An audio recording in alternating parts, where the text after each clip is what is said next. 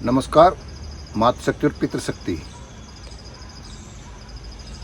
अक्सर मैं कहीं जब किसी भी आस्था के अनुयायी के साथ बैठता हूँ, तर्क होते हैं, तो उसमें ये निष्कर्ष निकल के आता है कि हर आस्था का अनुयायी वो अन्य की बुराइयां बता करके अपनी श्रेष्ठता सिद्ध करने के भाव से जीवन को जी रहा है और ऐसा ही संदेश दे करके अपनी आस्था के लोगों को मनमुग्ध करके वाणी सुख ले रहा है, ऐसा मुझे प्रतीत होता है।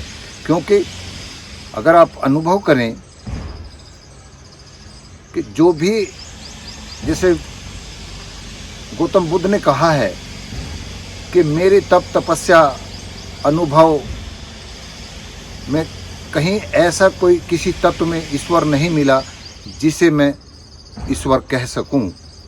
यानी ज्ञान की पकड़ में ईश्वर तत्व दर्शन जगत में नहीं दिखाई दिया। जब दिखाई नहीं दिया तो उन्होंने भी, अन्य विद्वानों ने कहा कि ये आस्था का विषय है और आस्था भावना का विषय है।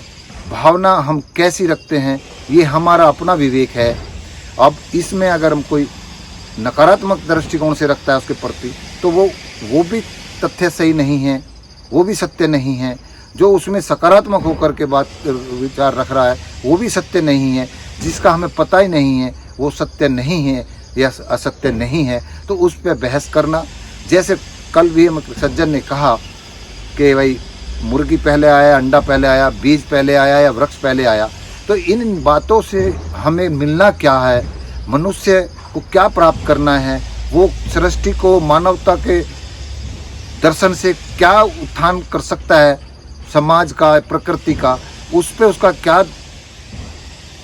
योगदान है और उस आस्थाओं के लिखे हुए ग्रंथों का क्या योगदान है। और उन आस्थाओं के योगदान जो ग्रंथ हैं उनके मानने वाले अक्सर कहते कि अगर कोई उनके इतर कोई काम हो जाए या हो रहा हो, मैं भारतीय ज्ञान की बात करूँगा, धर्मशास्त्रों की बात करूँगा, इसमें वो कहते हैं कि करता है, उन्होंने साहित्य फूंक दिए, या ये वेद की वाणी ईश्वरीय वाणी है। कुरान मोहम्मद साहब कह के उसको, कुरान को कहते हैं वो अल्लाह की वाणी है। और सब कहते हैं कि मरने के बाद स्वर्ग मिलेगा।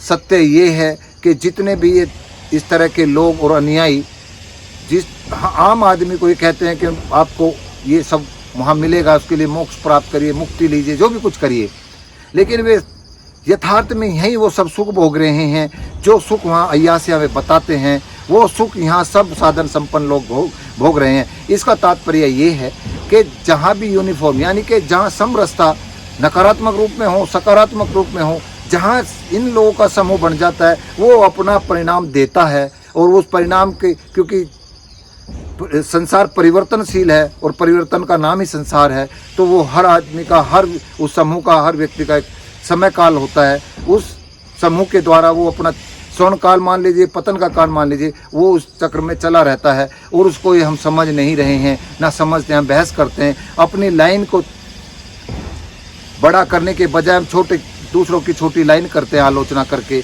और इसको ऐसे भी आप समझ सकते हैं कि अगर हमारे धर्मशास्त्रों में या ईश्वरीय वाणी में जो लिखा है और हम उस बात को मान करके मन मुग्ध और वाणी मुग्ध रहें, और उसके उन सब के उपस्थित होने के बावजूद भी और उन आस्थाओं के बहुसंख्यक होने के बावजूद भी, उसी धरती पे रहने के बावजूद भी बाहरी लोगों ने आकर के यहाँ पर हमारा अपमान हर तरह सांस्कृतिक रूप से और मानसिक शारीरिक रूप से किया हो, और वो सब ये अनुयायी और वो सब वेदवाणी और वे सब कोई काम ना आ सकी हो, और उन वेदवाणियों को या उन ग्रंथों को, उन श्रुतियों को दूसरों ने पढ़ करके, समझ करके, और अगर उनसे कुछ जो लिखा है उनको प्रेरित हो करके कुछ समाज दुनिया को दिया हो, इजाद की हो, और हम उसे संकल्पनाओं को लेकर के अगर मेरे अनुयायी, मेरे आस्था वाले, मेरे देश के लोग उसको ना कर सके तो हम उनकी आलोचना क्यों करें, हम उनको बुराई क्यों दें, हम उनको ये क्यों कहें कि उन्होंने चोरी की है।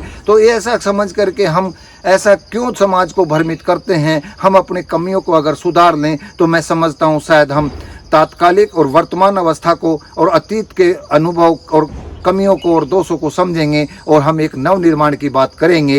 ये जैसे कि कहते हैं कि व्यक्ति के पुरखों का किया हुआ पराक्रम या लिखा हुआ पराक्रम या संकल्पित योजनाएं जो हमें यथार्थ में नहीं दिखती है, वो किसी और ने उपलब्ध प्राप्त कर ली हो उनके द्वारा, और हमारे वंशज के अंश उसको ना प्राप्त कर सके हों, और वे अंश और उनके अनुयायी और उस धर्म के लोग ये कहें कि वहाँ उसमें इसके प्रमाण ये है कि उनमें लिखा हुआ है। उन प्रमाणों का रिजल्ट क्या आया? हमारे अंश ने, उनके वंश के जो हम उनके अंश हैं, हमने क्या परिणाम दिया?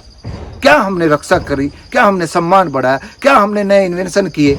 क्या इस पे हमें सोचना नहीं चाहिए? केवल हम इस बात से कि हमारे उन शास्त्रों में लिखा है, हमारे पुरखों ने ऐसा किया है, ऐसा शास्त्रों के अनुसार बताया जाता है, क्या यथार्थ में ऐतिहासिक युग में ऐसा है? नहीं है तो फिर हम बहस ना करें और हम अपने आप में सुधार करें। जिन्होंने ये सब प्रकृति को और तो खैर नुकसान किया है, लेकिन मनुष्य जीवन को, भौतिक जीवन को सुगम किया हो, आसान किया हो, वो तो आपको मानना पड़ेगा। ये अलग बात है कि उससे पर्यावरण भी और सब व्यक्ति का मानसिक और शारीरिक दोषों से वो घिरने लग रहा है। लेकिन क्या सच्चाई को नकार देंगे? तो हमें ये मानना चाहिए कि हमारे शास्त्रों में अगर अच्छी बात है और उससे हम लोग प्रेरित ना हो सके या हम उनकी कही हुई बातों का सम्मान ना कर सके और विदेशियों ने उन बातों को अनुसरण करके कुछ दुनिया को दिया हो, तो क्या हमें स्वीकार नहीं चाहिए? क्या हम इसको किसी आस्था से बांध के चलें या इस तरह से आलोचना करें?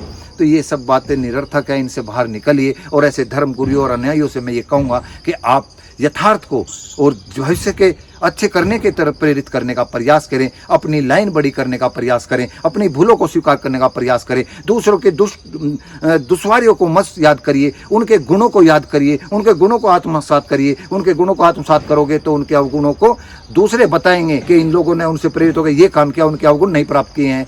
तो हमें ऐसा करने से किसने रोका है? ऐसा चिंतन करने से किसने रोका है? तो मैं ये कहूँगा आज के जो पढ़े लिखे लोग और युवा समाज है वो अब आत्मचिंतन करे, अतीत का जरूर अध्ययन करे, वर्तमान में हम ऐसे क्यों हैं और भविष्य हमारा कैसे ठीक हो सकता है।